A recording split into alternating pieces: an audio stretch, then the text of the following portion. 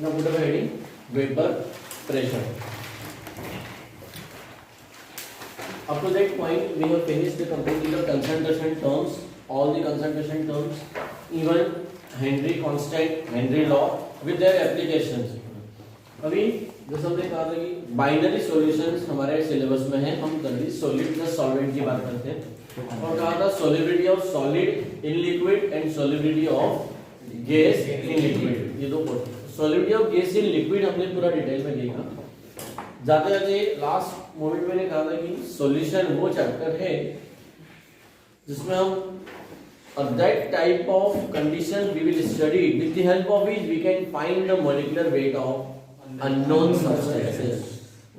किसी unknown substance का molecular weight हम solution की हेल्प से कैसे निकाल सकते हैं, उसका बेसिक यानी पहले हमें कुछ टर्मिनोलॉजीज पढ़ना होगा।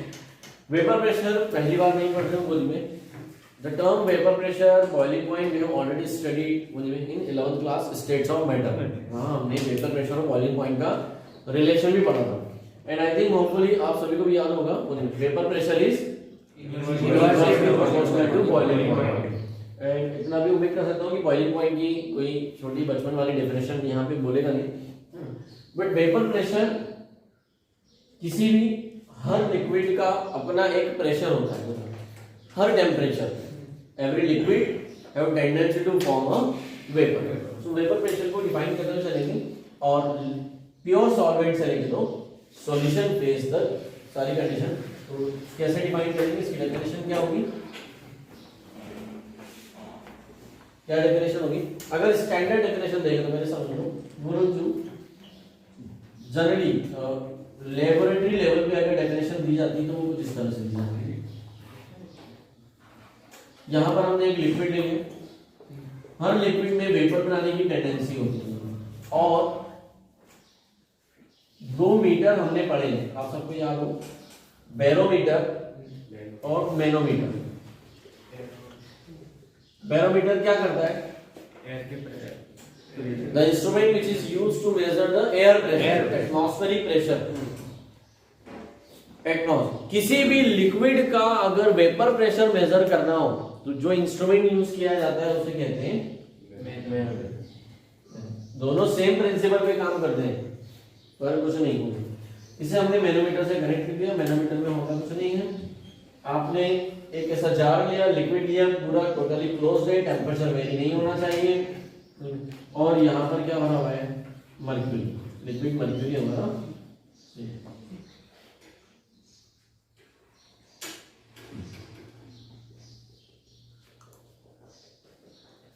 ठीक है, ये लिक्विड यहाँ पे, लिक्विड की क्या बनेगी, वेपर, वो वेपर यहाँ पर अंदर जाएगी, वो अंदर जाकर क्या करेगी, इस मर्क्यूरी के ऊपर प्रेशर, जिससे मर्क्यूरी के ऊपर उतार बढ़ेगी।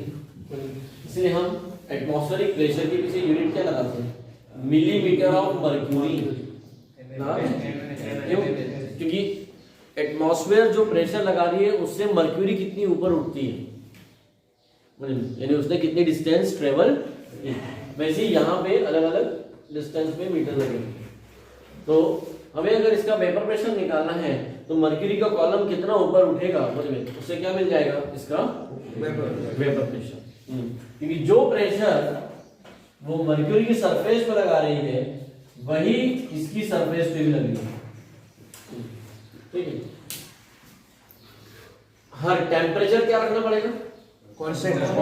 टेम्परेचर बदलना नहीं, टेम्परेचर बदलेगा तो क्या होगा, वेपर की क्वांटिटी और ज्यादा इवेपोरेट होगा, वेपर बनेगी ना। यस, आओगे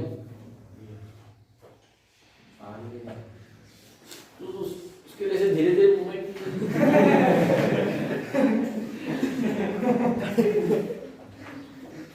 इतनी बेचैनी धीरे धीरे माहौल बता रहा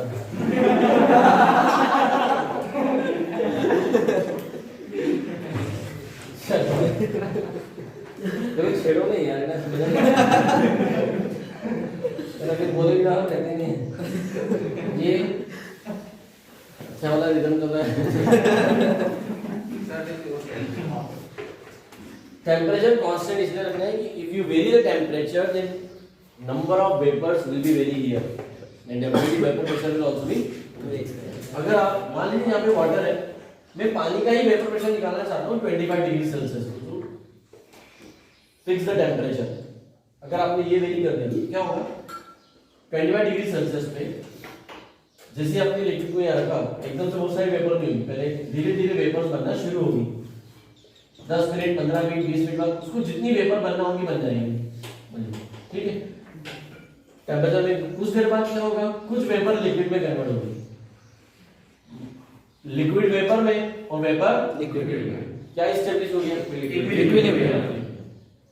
क्या एस्टेब्लिश हो गया, इक्विलिब्रियम। एट इक्विलिब्रियम हमें पता है कि इक्विलिब्रियम पे क्वांटिटी चेंज नहीं होगी, इक्विलिब्रियम में कोई क्वांटिटी कोई चेंज नहीं होगी। लिक्विड और वेपर दोनों की क्वांटिटी क्या रहेगी, सेम। लिक्विड और वेपर दोनों की क्वांटिटी क्या रहेगी बेटा, सेम। कोई दिक्कत इसमें, वेपर फिक्स हो गई, नंबर ऑफ वेपर्स फिक्स है, वो वेपर यहाँ पे भी जाएगी क्योंकि यहाँ पर ओपनिंग है, प्रेशर। लिक्विड का जितना मूवमेंट होगा मर्क्यूरी का, वो हमें क्या बताएगा, द प्रेशर।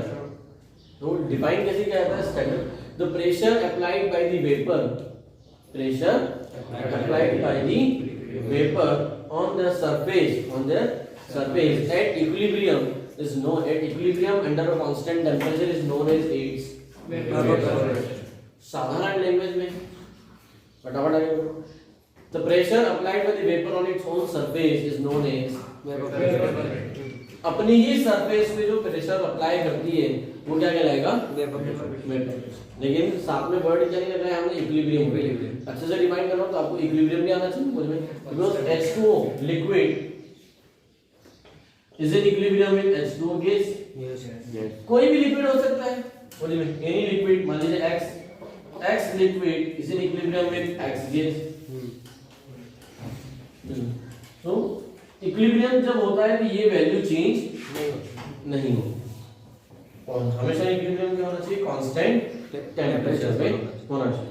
सर ये वेपर प्रेशर का इससे क्या रिलेशन है, हम यहाँ वेपर प्रेशर की बात क्यों कर रहे हैं मुझे, which factor affect the vapour pressure, कौन सा फैक्टर अफेक्ट कर सकता है, और इस पे बेस्ड क्वेश्चन क्या है, which type of question they can ask, vapour pressure पे कौन सा क्वेश्चन। यहाँ कॉन्सेप्ट क्लियर है, तो हम वेपर प्रेशर पे डेफिनेशन लिखिए फिर क्वेश्चन लिखिए। लिखो definition,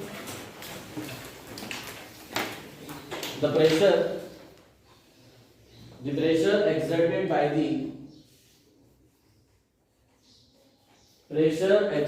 by the vapor of a liquid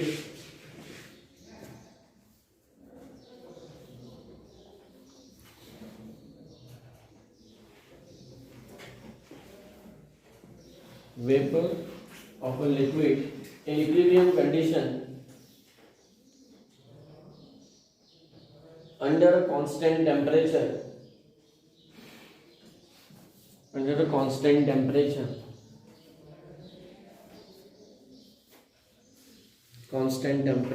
is known as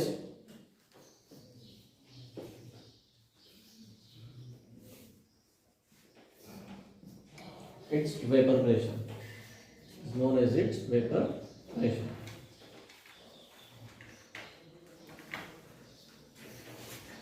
ठीक है, अब नीचे क्वेश्चन है,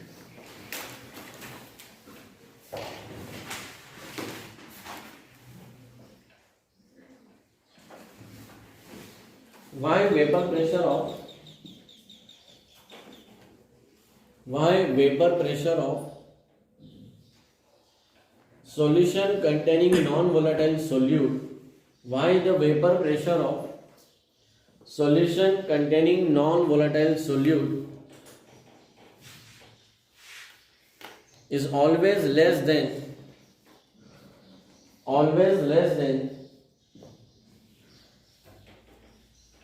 vapor pressure of pure solvent,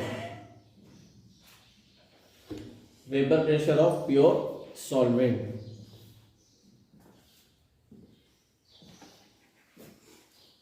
इसके और में लिख लो, ऐसा भी पूछा जा सकता है, why vapor pressure of pure solvent is more than its solution, why vapor pressure of pure solvent is always more than its solution. लिख लिया?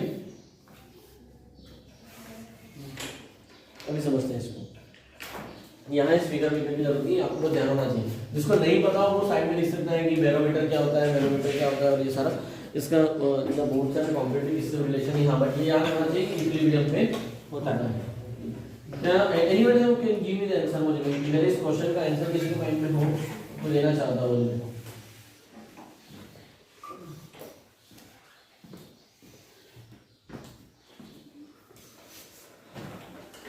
पहले तो हम पढ़ेंगे सोल्यूट क्या होता है।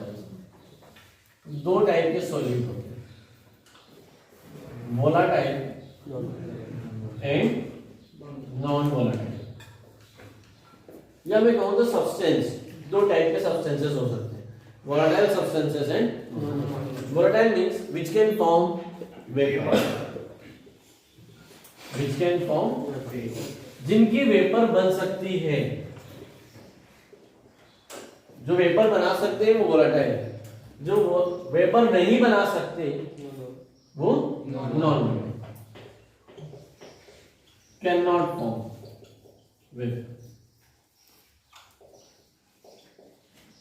जिनका वेपर बनता ही नहीं है, जो कभी भी वेपर बनकर इवैपोरेट नहीं होता है। क्या कोई ऐसे एग्जांपल्स हैं आपके पास जिसको पता है? जस्ट रेज द हैंड, चलना नहीं। वोलाटाइल का एग्जांपल और नॉन वोलाटाइल का एक एक एग्जांपल चाहिए, किसी को बताओ। यस भाई। इथेनॉल और वहां पे ग्लूकोज, नॉन वोलेटाइल। कैसे प्रूफ कर सकते हो? क्या आपके पास कोई तरीका है कि ग्लूकोज नॉन वोलाटाइल है, इसको प्रूफ कर रहे हैं? गर्म पानी में ग्लूकोज डाल के उसको ये कर दो तो ग्लूकोज नीचे रह जाएगा, पानी वेपर बन जाएगा। अभी ये जो बोलना चाह रहा है उसके पॉइंट को समझो। नॉन वोलाटाइल के जो एग्जांपल है उसमें हम नॉर्मल अपनी जो शुगर केन है यानी शुगर और सॉल्ट को ले लेते हैं, ठीक है? चाय तो सभी पीते होंगे, मैं तो कॉफी पीता हूँ मैं, कोई लेकिन उसमें शुगर तो ऐड कर दूंगा ना। अभी तो डायबिटीज हुई नहीं है, ये शुगर फ्री पिए। चाय में आपने शुगर ऐड की, ठीक है? ये चाय वाले भैया ने ऐड की, दो ही और उसको बॉईल करते रहते हैं। कभी भी ऐसा नहीं होता कि बॉईल करने से पानी उड़ते जाता है। चाय का होता है एक मिनट, शुगर नहीं उड़ेगी। बात समझ रहे पॉइंट? अगर माताजी घर में सब्जी बना रही है, वेजिटेबल्स बनाई, उन्होंने सॉल्ट ऐड किया और उसको पूरा अच्छे से बॉईल किया जाता है। सब्जी को जब पूरा पकाया जाता है तो उसको ऐसा नहीं हो जाता कि उड़ने से उसमें सॉल्ट कम हो जाएगा, ये बाद में वो डालना पड़ेगा। सॉल्ट या शुगर इनकी कभी वेपर नहीं बनेगी। तो जैसा वो एग्जांपल देना चाह रहा था उसको बस मैं इलोबरेट कर रहा हूँ कि आप 1 लीटर पानी लीजिए, उसमें 10 ग्राम 20 ग्राम 50 ग्राम जितना सॉल्ट इसमें डिजोल्व हो सकता है, सॉल्ट या शुगर को डिजोल्व करिए और पानी को बॉईल होने के लिए रख दीजिए। पूरा वाटर उड़ जाएगा लेकिन शुगर या सॉल्ट नहीं होगा, ठीक है? पूरा पानी, और इसी प्रिंसिपल पे क्या बनता है? सॉल्ट बनता है। सी सॉल्ट कैसे निकाला जाता है? यही प्रोसेस है। सिर्फ समंदर का जो पानी होता है उसको से उस पानी इवैपोरेट कर देते हैं नीचे व्हाइट, उसको बस फिल्टर करना होता है, उसकी क्वालिटी को इंप्रूव करना होता है। बात आ रही समझ में? ये सब क्या है? नॉन वोलेटाइल, मतलब ये कभी भी वेपर नहीं बना। ये बताओ, अगर आप ये मेल्ट हो जाएंगे, वेपर नहीं बनेगी, क्या होगी? मेल्ट। आपने पानी में शुगर ऐड की, पूरा पानी उड़ गया, आखिरी में से शुगर बची। अब जब और गर्म करते रहोगे तो शुगर क्या होने लगेगी? मेल्ट जाएगी, शुगर सिरप बन जाएगा। Getting point? सो वोलेटाइल, और वो कहना चाह रहा है कि whenever a non-volatile solute is added to the any solvent, then vapor pressure of solution is less than the vapor pressure of pure solvent. अब जो वर्ड आ रहे हैं वहां पे फोकस करना। मैं सारे सिंबल्स अभी बता रहा हूँ, ये आपको लिखना पड़ेंगे। there are 2 type of substances, ये लिख लोगे, उसके नीचे आपको लिखना है P0A, ये सिंबल यूज करूंगा मैं, vapour pressure of pure solvent. इसके लिए यूज करूंगा PA, partial pressure, partial vapour pressure of solvent.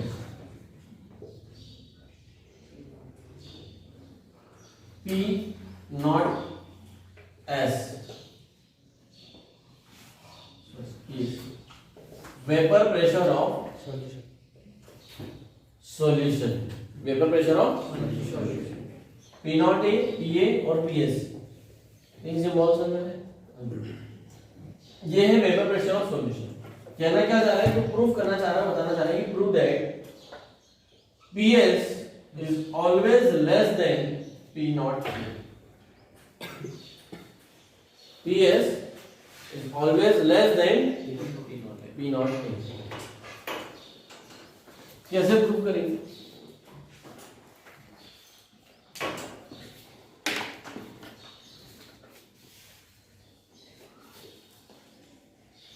Same quantity of water, ये है प्योर सॉल्वेंट और ये सॉल्यूशन, सेम लिक्विड में वाटर भी उतनी क्वांटिटी है।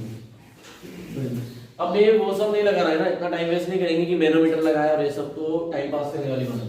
आपको पता है कि प्रेशर मापने के लिए इसके सामने क्या लगा हुआ है, मैनोमीटर लगा हुआ है, तो बिल्कुल वैसे ही जा रहे हैं यहाँ बना हुआ है। ये प्योर सॉल्वेंट है, हमने इसका वेपर प्रेशर निकाल लिया। मान लीजिए कोई वैल्यू है P नॉट A, सपोज कोई भी x वैल्यू हम अभी तक मान लेते हैं 300 mm ऑफ Hg, एक एग्जांपल के लिए, क्योंकि यहाँ क्या बन रही है, वेपर बन रही है, जितनी वेपर बनना थी। आपने इसके अंदर क्या ऐड कर दिया, सॉल्ट ऐड कर दिया या शुगर ऐड कर दिया, मतलब कोई भी नॉन वोलेटाइल सोल्यूट। जैसे आपने नॉन वोलेटाइल सोल्यूट ऐड किया वो डिसॉल्व हो गया। Whenever a solid or whenever any type of solid is dissolved in a liquid or solvent, then we know that solution form homogeneous mixture. मतलब equally तो जो आपने सॉल्यूट ऐड किया होगा नॉन वोलेटाइल, वो सरफेस पे भी होगा। लेकिन जहां जहां सरफेस पे नॉन वोलेटाइल सॉल्यूट के पार्टिकल्स हैं, उस एरिया से वेपर बनना बंद हो गई होगी। इसका सरफेस एरिया ज्यादा है, क्यों?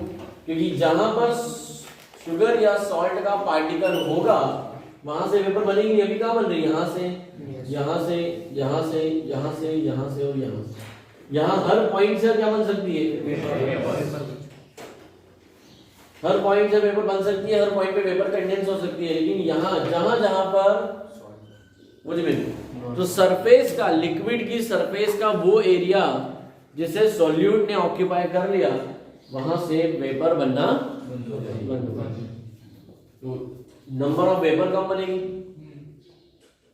वेपर प्रेशर भी कम करेंगे। हाँ या नहीं? बात समझ में आई? ये कौन है, ये क्या है, प्योर सॉल्वेंट। प्योर सॉल्वेंट जब बोलेंगे मतलब उसमें कुछ भी नहीं, सॉल्यूट जीरो है। प्योर सॉल्वेंट मतलब सॉल्यूट जीरो। आ रहा समझे? हाँ या नहीं? क्लियर? इसका आंसर लिखवाऊंगा नहीं, आंसर आपको खुद को लिखना है। आपको वैसे ही कभी बोल दो काम स्पेस हो गया है मुझ में, यहाँ पर ये सॉल्यूशन जो बन रहा है।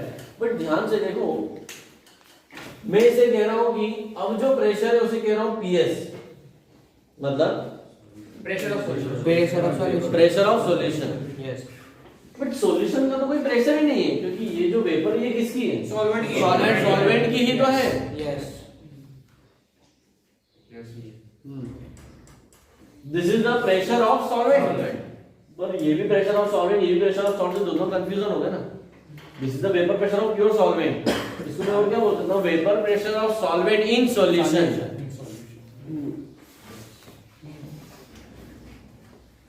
ये जो कहलाएगा यानी PS equal to PA।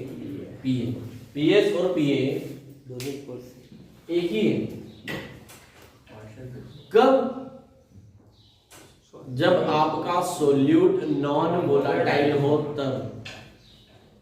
Yes, volatile दोनों तब नहीं होगा, ये वोलेटाइल के अंदर सॉल्यूशन में फिर दो गैस निकलेगी। क्योंकि जब दो, अगर आपने पानी में इथेनॉल को डाल दिया,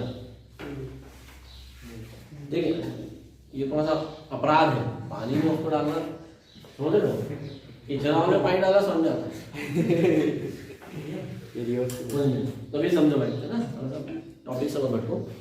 वाटर और इथेनॉल दोनों की ही वेपर बनती है, इथेनॉल की भी वेपर बनती है, वहां पर पीएस वर्ड अलग से आएगा, that is partial pressure of solution. Confuse हो रहे हो तो मैं इस पॉइंट को भी यहाँ रख देता हूँ, इसको भी जरूरत नहीं है, फिर जब मैं राउंड फ्लो आएगा तभी। कितनों को आ रहा है?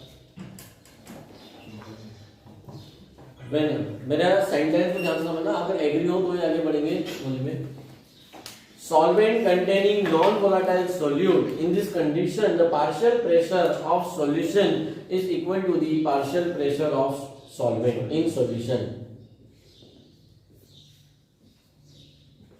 एग्री है या नहीं? Yes. पीएस और पीएस, तो ये सॉल्यूशन डिसॉल्व होने के बाद सॉल्यूशन की खुद की कोई वेपर ही नहीं बन रही ना। सॉल्यूशन की वेपर का मतलब होता है कि डिसॉल्व होने के बाद कोई नया लिक्विड बन गया, कोई नया सॉल्यूशन बन गया, तो उसकी भी वेपर होनी चाहिए।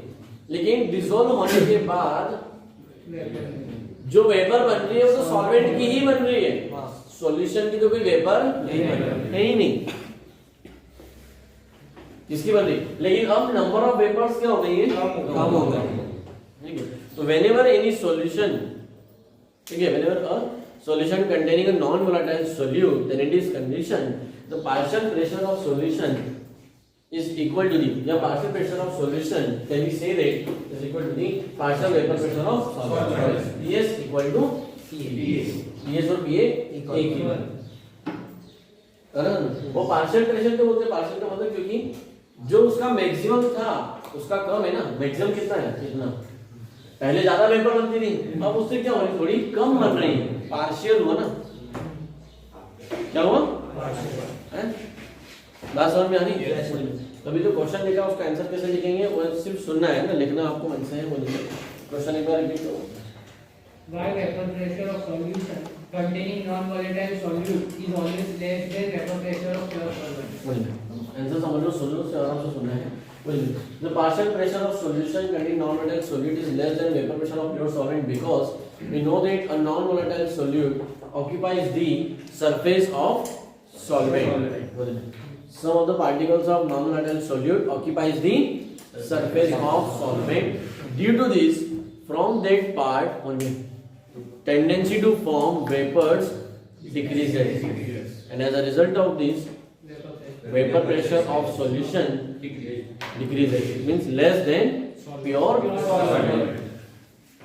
It means P naught A हमेशा PS से ज़्यादा ही होगा। P naught A always less than, more than PS. Right? And PS is equal to PA. PS equal to PA. तो PS और PA क्या एक ही बात है? PS, ठीक है, ये मैं यूज करता हूँ टर्म PS।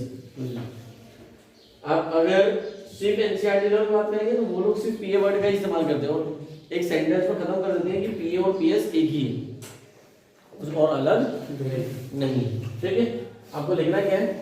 सॉलिड दो टाइप के होते हैं, वोलेटाइल, ठीक है, वोलेटाइल सॉलिड व्हिच कैन जैसे वाटर, ठीक है, ये ऐसे सब्सटेंसेस हो गए जिनकी वेपर बनती है, वो वोलेटाइल लिक्विड हुए। नॉन वोलेटाइल मतलब सॉलिड। नॉन वोलेटाइल सॉलिड में कौन है? Sugar, salt, glucose, urea.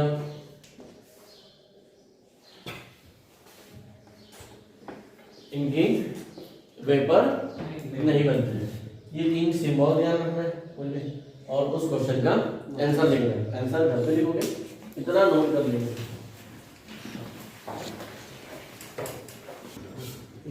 Now put a heading, Raoult's law.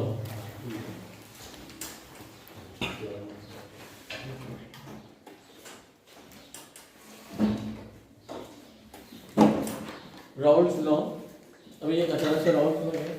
हमने बोला कि whenever a non-volatile solute added to the pure solvent, then its vapor pressure decreases. Sentence याद हुआ? किसी भी सॉल्वेंट में जैसे तो राउल्ट्स चाहते थे कि हर बार हमें लैब में नहीं जाना पड़े, अब मैथमेटिकल एक्सप्रेशन हमारे पास एक ऐसी कैलकुलेशन हो, एक ऐसा तरीका आ जाए, और such type of way without entering in the laboratory. मान लीजिए मेरे पास अगर 1 लीटर पानी है और उसका मैं प्रेशर घटाना चाहता हूँ, वो चाहती है कि एक ऐसा फॉर्मूला आ जाए, एक ऐसा रिलेशन निकल जाए कि इतनी क्वांटिटी डालने पे इतना डिक्रीज होगा, इतनी क्वांटिटी डालने पे इतना डिक्रीज होगा। आपको कितना पार्शियल प्रेशर चाहिए, इतना क्वांटिटी डाल दो। बात समझ में आ रही? What they want? A mathematical relation between the quantity of solute and partial pressure. क्यों चाहिए? इसका एप्लीकेशन क्या है?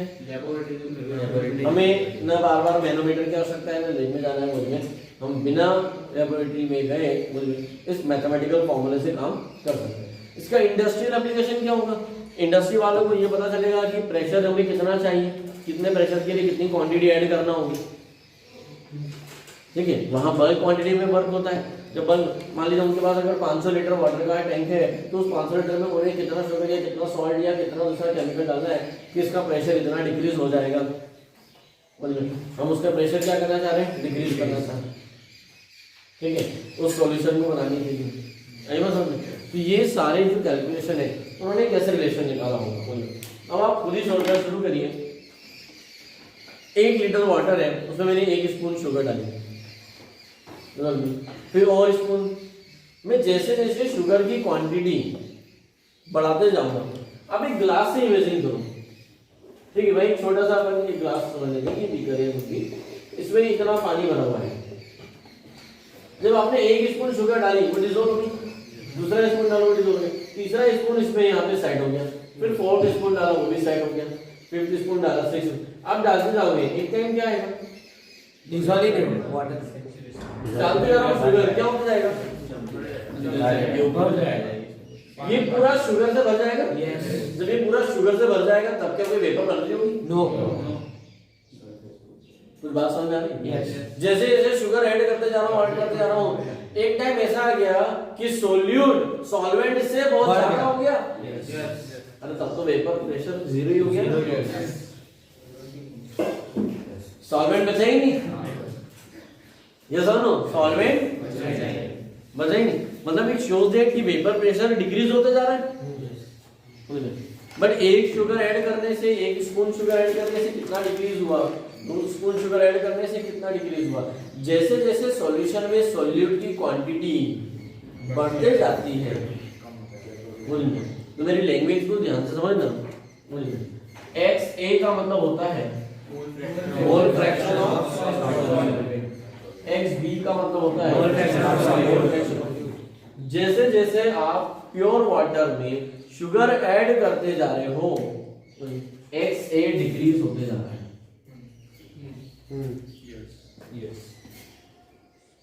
यस और नो? कितने लोग इस बात से एग्री हैं? और क्या वो इसको समझा सकते हैं? है कोई ऐसा जो समझा सकता हो? समझ में तो आ गया, लेकिन समझाने में कि X से डिक्रीज हो रहा है कि X से बढ़ रहा है?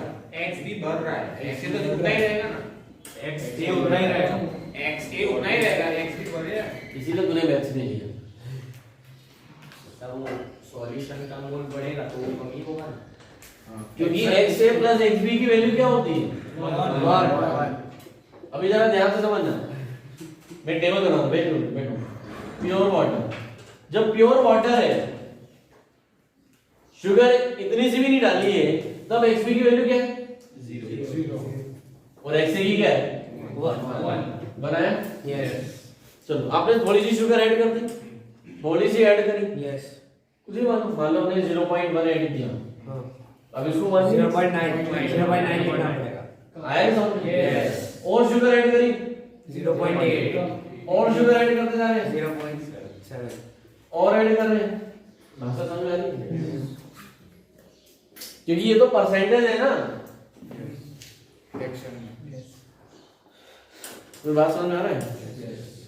प्योर वाटर में, प्योर सॉल्वेंट में जैसे जैसे हम शुगर ऐड करते जाएंगे, non volatile solute, XA decrease होते जाएगा। और XA का डिक्रीज होना, क्योंकि वो कहता है कि जब XA मैक्सिमम होता है, और XA मैक्सिमम कब हो सकता है? 1 जब XA मैक्सिमम होता है, यानी प्योर सॉल्वेंट स्टेज में, तब उसका प्रेशर मैक्सिमम होता है। वो कितना होता है? P0A। यस। तो मोल फ्रैक्शन है। प्रेशर कितना होता है? P0A।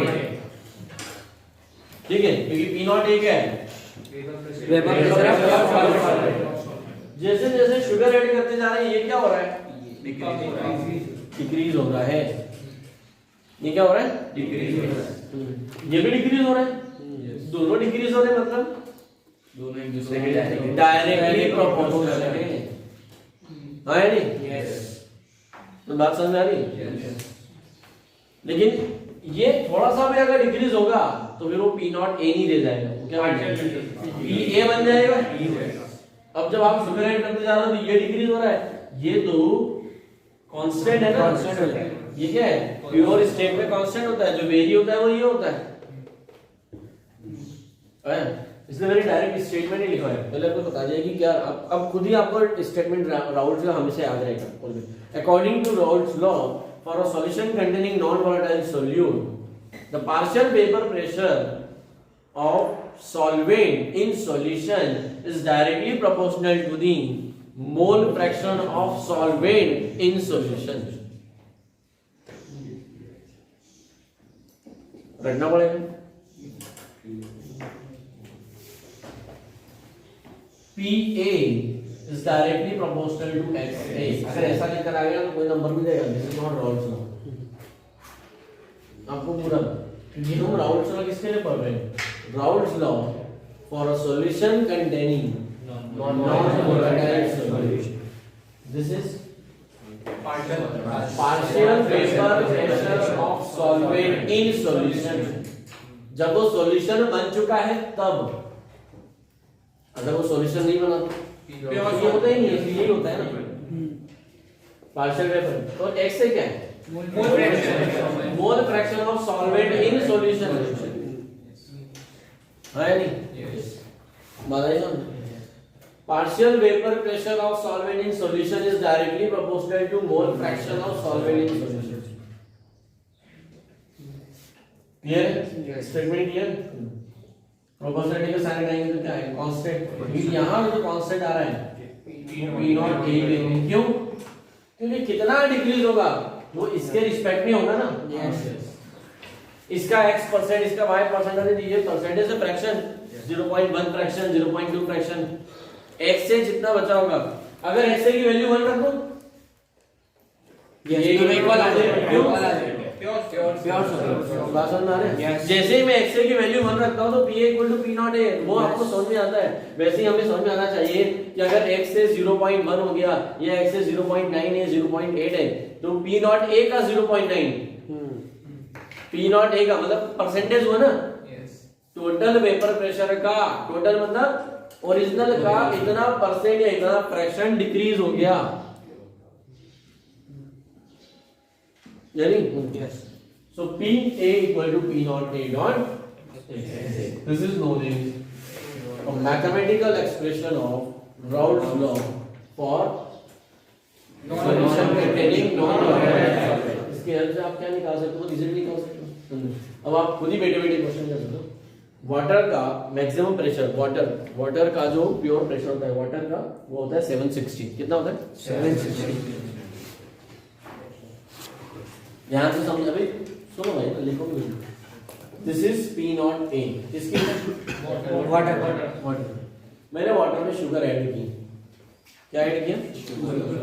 शुगर ऐड करने से वो इसका प्रेशर घट गया और पार्शियल प्रेशर घटकर वो हो गया 560। क्या आप फाइंड कर सकते हो कि मैंने कितने ग्राम शुगर ऐड की होगी 1 लीटर वाटर में? यस। इससे हम इसके सबसे पहले x a फाइंड करेंगे, फिर x a + x b = 1 से x b मिल जाएगा। और x b क्या होता है? वही मोल फ्रैक्शन ऑफ सॉल्यूट। लेकिन वो तो मोल फ्रैक्शन है ना, तो क्या चाहिए? मोल क्वांटिटी चाहिए। 20 ग्राम। सर 1 लीटर में होता है तो उसके हिसाब से इसका निकालेंगे। 1 लीटर कैसे? सर ये पूरा सॉल्यूशन 1 लीटर का होता है तो उसको उसको अरेंज कर लेंगे ना। कैसे करेंगे? हाँ भाई 20 कैसे है? बत्ती नहीं मारना थी। बत्ती कहाँ आई है? वो 560 को डिवाइड किया 760 से। हाँ फिर डिवाइड किया, मतलब वैल्यू रखी P ऑफ A की सर और P मैं याद देता हूँ। चलो ये 560 रख दिया, यहाँ 760 रख दिया, या x रख दिया। x कितना है? N ऑफ A NO56 होगा नीचे नहीं जाना चाहिए 0 काट गया हाँ NO56 है और NO सॉल्यूशन 76 है तो माइनस कर दिया क्यों माइनस ये तुम सवाल नहीं समझे, ये तो भी x से आएगा whatever your x है, जो भी ये x से तुम्हारा 56 का 76 आएगा। अभी ये लोग जो है वो सब समझ गए हैं कि x से प्लस x भी इक्वल 1 तो इससे x भी आ जाएगा। मेरा सवाल का लेकिन आंसर नहीं आया है। मैं जानना चाह रहा हूँ कि 1 लीटर पानी में ऐसी कितनी शुगर ऐड की गई थी कि उसका वेपर प्रेशर 760 से घट के 560 हो गया, तो तुम वो 20 कैसे लाए? वही सर 76 में अभी उससे तो तुमने x भी निकाला होगा ना। सर ये सॉल्यूशन सॉल्वेंट जो था वो 1 लीटर यानी 1 kg 1 लीटर 1 kg एक ही बात है। सर उसको सर फ्रैक्शन में उसको रखेंगे अपने अच्छा ये जो इरफान जो पॉइंट बोल रहा है उसमें मैं एक क्वेश्चन पूछता हूँ, जो आईआईटी का क्वेश्चन है, हालांकि बहुत पहले आता था अभी। What is the molarity of 1 litre of water in water? पानी को पानी में डिसोल्व किया है, उसकी मोलरिटी बताओ। 55.5 कैसे आता है? कैसे आता है? पता नहीं है ना। जिसको ये बताओ वो इस क्वेश्चन का आंसर निकाल देगा। ठीक है, अभी सोचते हैं, अपन इसको स्टॉप देते हैं, है ना। तुमने जो पानी का जो सोचा था वहीं से निकालना था, क्योंकि xb का फार्मूला होता है nb upon nb plus na, और na की जगह आएगा 55.5 और na अगर वैल्यू हो तो क्या निकाल सकते हैं? nb तो निकाल ही सकते हो ना। यस नहीं आया समझ में? वापस पहले इतना स्टेटमेंट लिखते हैं, फिर इस क्वेश्चन पे वापस आते हैं। ठीक है, तो कौन बताएगा भाई राउल्स लॉ का स्टेटमेंट क्या था, किसको याद है? Partial pressure of solvent is directly in a solution is directly proportional to the mole fraction of solvent in the solution for a solution containing non-polar मतलब अगर आपने नॉन वोलेटाइल वर्ड नहीं यूज किया तो गड़बड़ हो जाएगी। तो पहले तो इसको हेडिंग को करेक्ट करते हैं। हम राउल्स लॉ किसके लिए पढ़ रहे हैं? Raoult's law for solution containing non-volatile solution containing non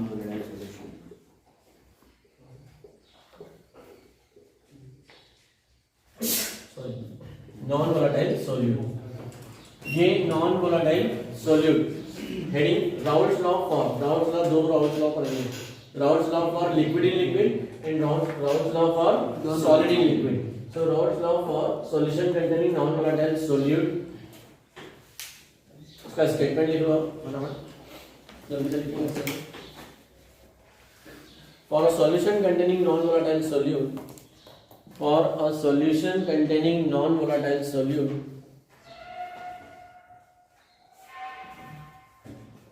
the partial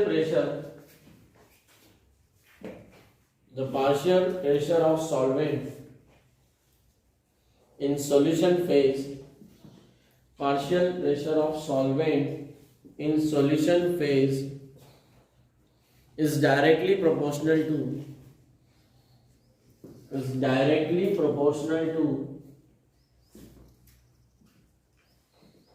mole fraction of solvent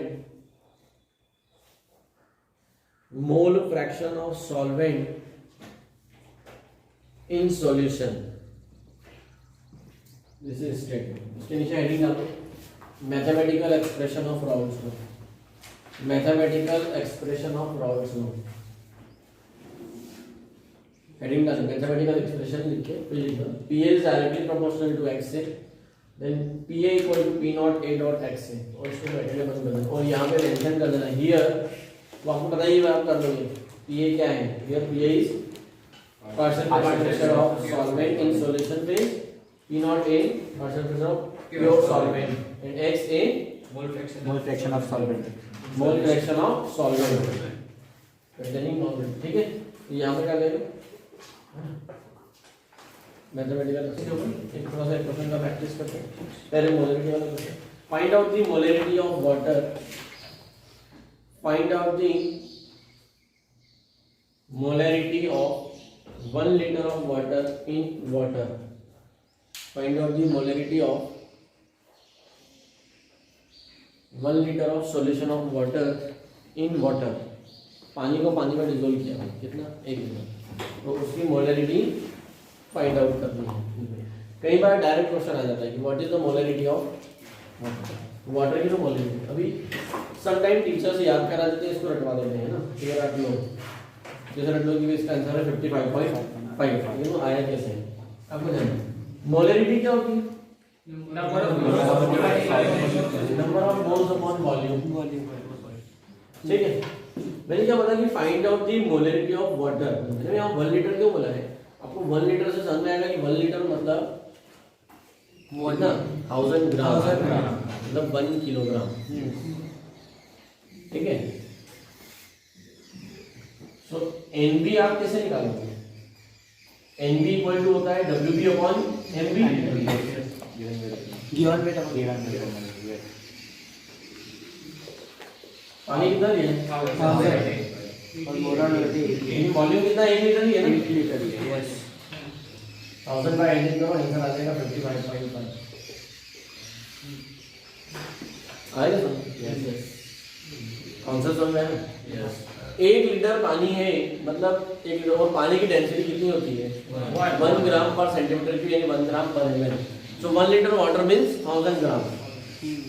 तो आपने 1 लीटर पानी लिया, मतलब हमने 1000 ग्राम वाटर लिया इन केस में, और 1000 ग्राम वाटर का अगर मोल्स निकाले, मतलब 1 लीटर पानी में वाटर के कितने मोल है? 55.5. और मोलरिटी का मतलब ही क्या होता है? Number of moles per litre. Yes so 55.55 moles per litre. ये वाटर की क्या हो गई? मोलरिटी. आया समझ में? Yes. तो आप चाहो तो डायरेक्ट आंसर लिख सकते हो, या आपको कॉन्सेप्ट लिखना है, आप जैसा आपको समझ में आए कुछ नहीं. ये क्वेश्चन वाटर की मोलरिटी याद रखना पड़ेगी, कई जगह काम आती है.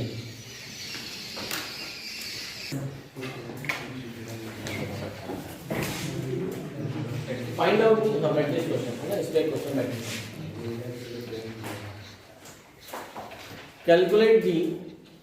calculate the amount of glucose required.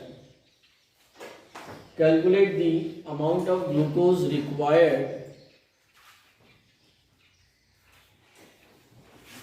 in 1 liter of water.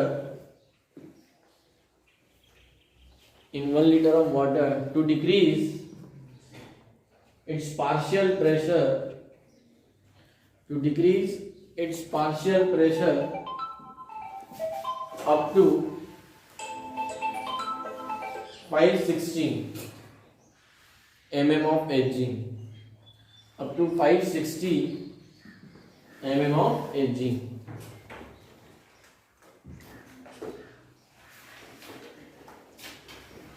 ठीक है, करो इसको ट्राई आराम से.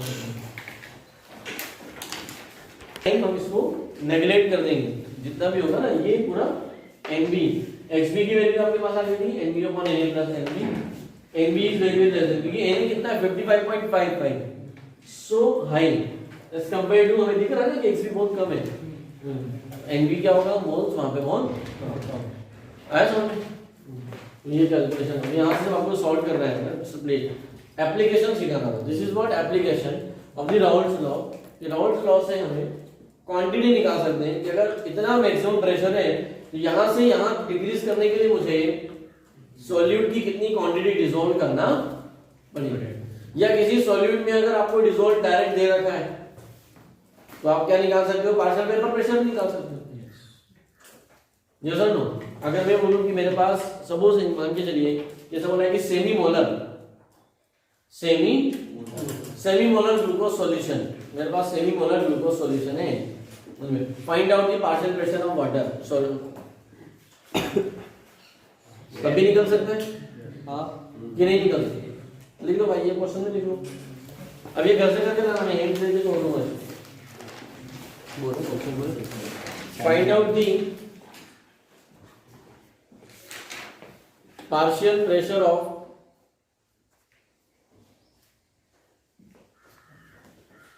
semi-molar glucose solution, semi molar glucose solution. ठीक है, हाँ एक बार ग्लूकोज का सॉल्यूशन कैसे बनाएंगे, पानी में ठीक है, उसको मैंने तो डालेंगे इथेनॉल में ना डालें। इथेनॉल की चीज़ को खराब करो। अभी कोई उसका सीन बना सकता है क्या? सीन मतलब चलो से करो। अच्छा, इसमें अगर एनबी को हम वो ना करें, निगलेक्ट ना करें तो भी कर सकते हैं।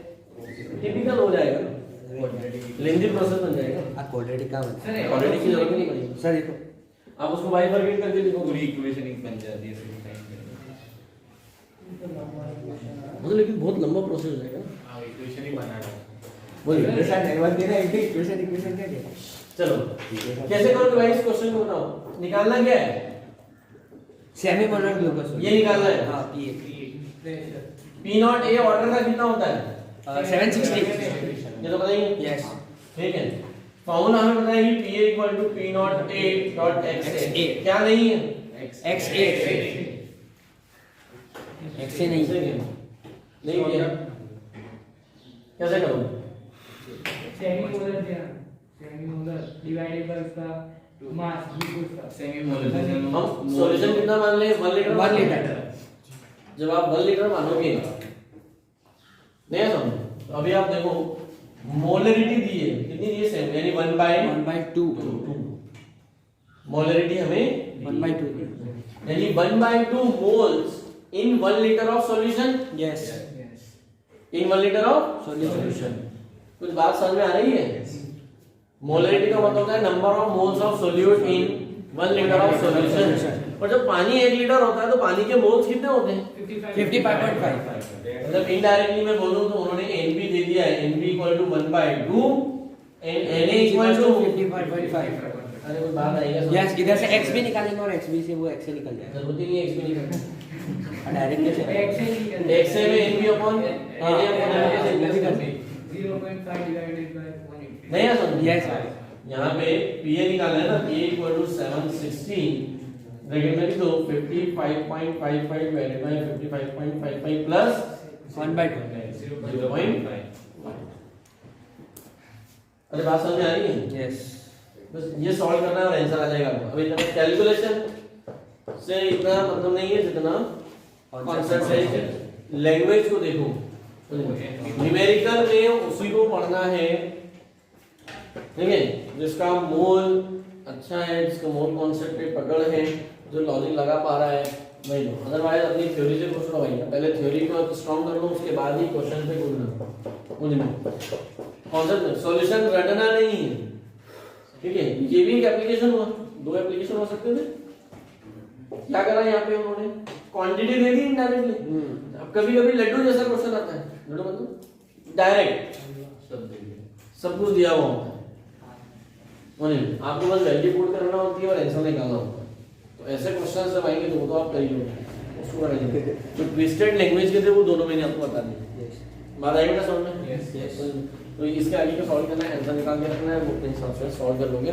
तो ये हुआ Raoult's law for non volatile solid in liquid, यानी solution containing non volatile solid. Now put a heading, Raoult's law for liquid in liquid, Raoult's law for liquid in liquid.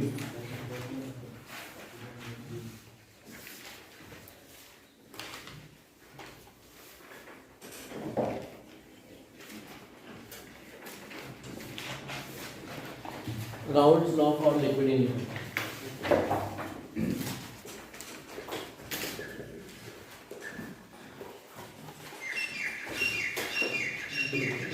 अब liquid in liquid means both the liquid are volatile.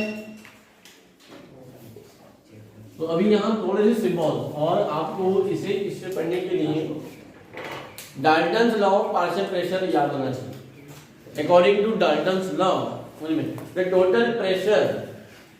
total pressure is equal to the sum of the partial pressure of all the gases present in the mixture। मतलब अगर मेरे पास एक vessel है और उसमें oxygen है, nitrogen है, methane है, कार्बन डाइऑक्साइड है, तो इस वेसल का जो प्रेशर होगा वो इन चारों गैस के पार्शियल प्रेशर के सम के बराबर होगा, यानी Pt equal to P1 plus P2 plus P3 plus P4। ऐसा याद है? This is known as Dalton law of partial pressure. कहाँ पढ़ा? 11th stage of matter. वही पार्शियल प्रेशर का इस्तेमाल यहाँ भी होगा। अगर हमारे पास दो लिक्विड हैं, बोलिए let a liquid, two liquids A and B, liquid A and liquid B. When two liquid A and B are mixed with each other and both the liquids are volatile, so definitely both the liquid will form the vapor over the solution. Yes or no? Yes. Liquid A और liquid B.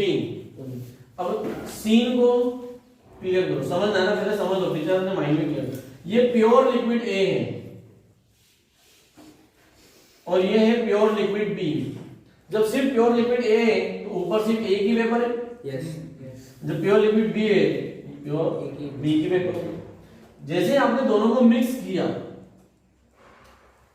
दोनों की vapour partial pressure of वही। A plus partial A और B दोनों का original से pressure कुछ ना कुछ तो कम हुआ होगा ना, कम। यस क्योंकि partial pressure of solution is always less than the partial pressure of pure solvent. Yes क्योंकि A और B दोनों के मिक्स होने से सरफेस एरिया, सरफेस पे A के भी पार्टिकल है, B के भी। अब सिर्फ A वेपर नहीं बना पा रहा है, A और B दोनों बना रहे हैं। तो जहां जहां B होगा वहां से A वेपर नहीं बना पा रहा है, Yes. और जहां जहां A है वहां B वेपर बना रहा है। कितनी बात समझ में? यस तो हम टू लिक्विड्स को लेकर चल रहे हैं, two liquid A and B having partial pressures PA PB, pure PA P naught B।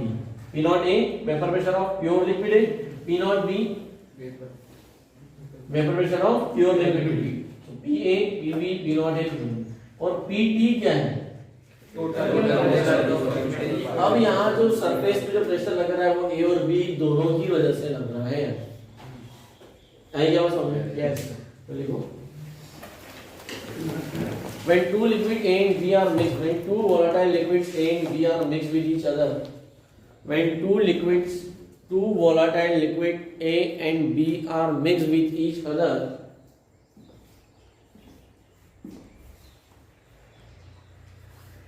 then at equilibrium,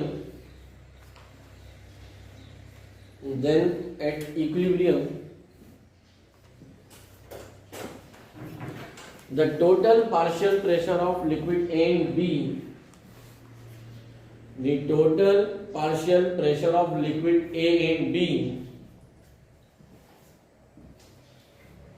is equal to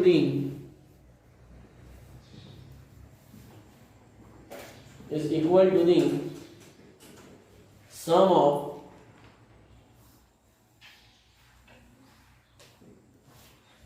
partial pressure of liquid A and B।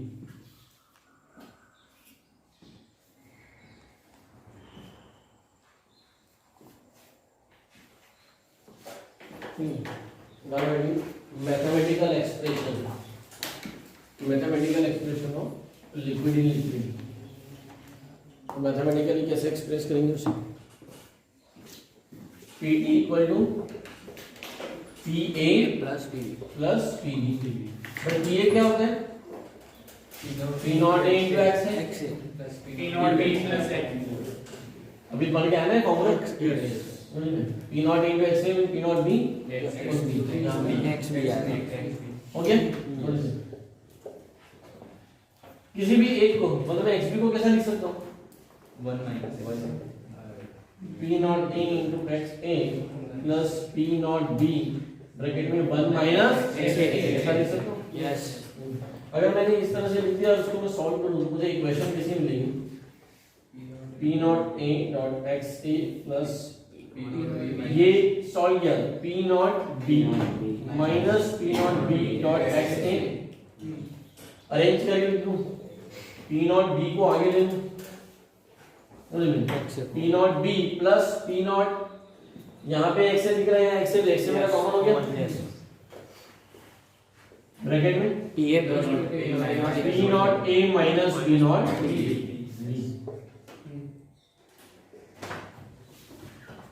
ठीक है, मान लो ये y है, ये c है,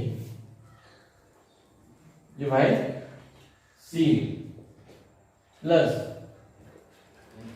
Straight line की equation. Straight line graph इसका equation लीजिए, Straight line. Equation of Straight line. आ रहा है समझ Yes. है नहीं?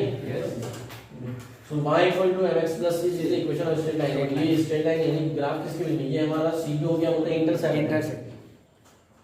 ठीक है, देन स्लोप, ये आपका ये p0 a minus p0 b, ये स्लोप है। Slope. ये ग्राफ किसके बीच में, pt versus X. xa, pt versus xa। Yes. ठीक है, अभी देखो जहाँ इंटरसेप्ट नहीं होता तो इक्वेशन समझना बेटर है। मान लो x is directly proportional to y, समझ आएगा? y वाले ध्यान देना भाई ना, x is directly proportional to y, direct इतना सा इक्वेशन है। x equal to k into y। अगर मुझे इसका ग्राफ बनाना है तो ग्राफ बनेगा ऐसा, ठीक है। लेकिन मैंने ऐसा बोला x equal to y plus 5, मतलब हर बार x की जो वैल्यू आती है वो y में 5 ऐड करके आती है। x is directly proportional to y है, बट हमने उसमें कांस्टेंट ऐड कर दिया, तो ग्राफ में हमेशा 0 से कभी शुरू होगा कि नहीं? नहीं होगा। जब भी आपकी y की वैल्यू 0 होगी तो x की वैल्यू क्या आएगी? 5 आएगी। -5. ठीक है, यहाँ पर y 0 होगा तब। हाँ. अरे जब मैं ग्राफ प्लॉट कर रहा हूँ किसी भी कंडीशन, तो 5 से ही ग्राफ स्टार्ट होगा। Yes. तो उसे क्या बोलते हैं? इंटरसेप्ट। क्या बोलते हैं? मतलब ये ऐसा ग्राफ कभी भी ओरिजिन से स्टार्ट नहीं होता। कहाँ से स्टार्ट नहीं होता? ओरिजिन से स्टार्ट। क्लियर है? ये सी और एम तो स्लोप ऑफ द ग्राफ। अगर मुझे ग्राफ बनाना है तो इसका कैसा बनेगा ग्राफ?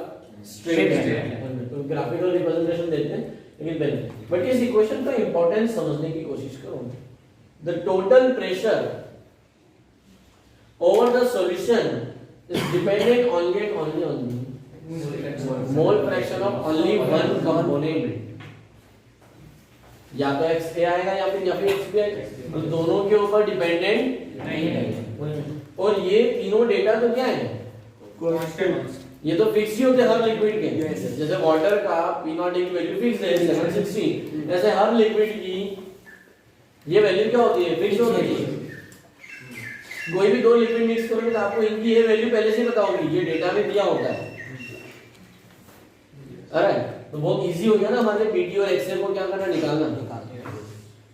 अरे so from this equation it is clear that the total partial pressure over the solution containing two liquid is depend on only one component. This is the first characteristic of this equation. Second, this equation is similar to the equation of Straight line. It means we can represent graphically this equation. अब इसे graphically भी represent कर सकते हैं। तो पहले लिख लें पूरा mathematical expression और उसके नीचे उसके conclusion, फिर लिखेंगे हम graphical representation।